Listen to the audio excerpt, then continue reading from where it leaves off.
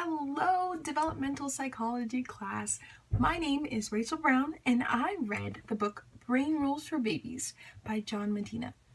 John Medina is a molecular biologist who so easily breaks down the science behind infant development from 0 to 5 years of age. And it's a book that is an easy read for new parents, and though I won't be having kids anytime soon, it was super informational and definitely debunked some myths that I had believed about children's development. So I'm going to share with you 3 brain rules that I really enjoyed, and I hope that you will too. Grab your coffee or whatever you're drinking. Let's get started. Number 1, when a child is in the mother's belly, it wants a lack of stimulation, at least at the beginning. There is a ton of critical cell divisions and connections and neurons doing their thing that needs to happen in that first stage of development following conception. It's best to leave the baby alone instead of showing it your favorite song or tapping your belly like the baby's in a fish tank or something. So leave the baby alone and it will be able to grow and develop, and once it's born you can play with it all you want. And sometimes we can relate to that too. When there's a lot going on, we need just some space to ourselves. So the second thing that John Medina really broke down that I loved was it's better to praise your child's effort over their IQ.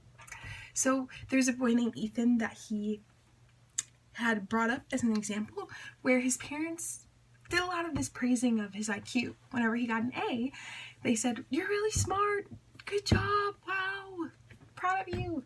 But they were not pushing his efforts to go any further. So when he got a grade that wasn't the greatest, he perceived it as a failure, and his grades started slipping, and he started just not wanting to put in any effort. And that's what happens when you're not employing this growth mindset praise that John Medina talks about. He defines it as saying, "I'm proud of you because you studied hard." And that helps the child see the mistake as a problem to be solved rather than a failure that ends in despair. Like, I had to drop out of college because I did this and I'm never going to be a nurse. That's not true. It's just a small problem that we need to get over and put in more effort. Number 3, and my personal favorite, was that John Medina explained that relationships are the best predictor of happiness in a child's life. Now, we all know the quote that goes, "Show me your friends and I'll show you your future."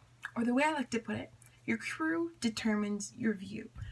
So if you're hanging out with people that are kind of bringing you down, you're not going to be able to grow, and your child will have connections that are going to be fostering success. They're going to be inhibiting their growth and inhibiting their development in a positive way. It's going to be pulling them back. So what makes good friends? Well, empathy. If a child wants to have empathy, they've got to be able to cultivate the ability to peer into the minds of someone else, accurately comprehend their behavior, and respond with kindness and understanding. This is how Medina defines it. And the mirror neurons that are inside our brains are recruited when we encounter another person's experience. Now, if a child doesn't have empathy, they're going to be like, "Why are you crying? Because your dog died." Like that, I don't get it. But if they were going to, they'd be like, "Oh, I'm so sorry, but you feel that way. I totally understand." And to be able to be kind and maybe lend a helping hand. Now, there's so many questions that new parents have, and even questions I still have after reading this book. But John Medina, as writing these brain rules, definitely gives us ways that parents can cultivate better soil for their children, so the seeds that they plant and the seeds that are fostered during development can flourish and create a great harvest. I hope you guys enjoyed reading your books as much as I did, and I'll see you all in class on Tuesday. Bye!